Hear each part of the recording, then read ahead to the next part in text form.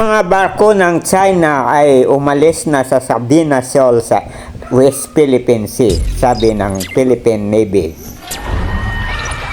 Natakot siguro kaya nagtago muna kasi sabi ng US ang kanilang ginawa noong nakarang araw sa Ayungin Shoal ay isang destabilizing action. Malamang nagpalamig muna sila kasi ang warship na USS Blue Ridge ay dumating na sa Pilipinas andyan sa Manila Bay noong June 20, 2024.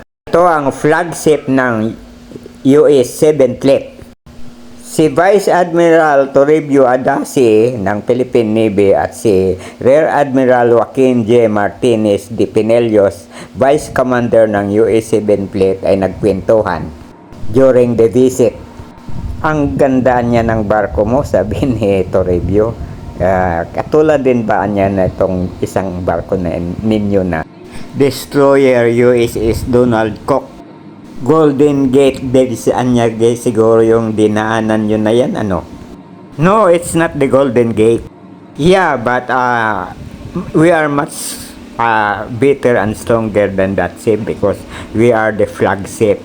You know, we are the leader of a group of ships which is the 7th Fleet. And we control the whole Pacific Ocean.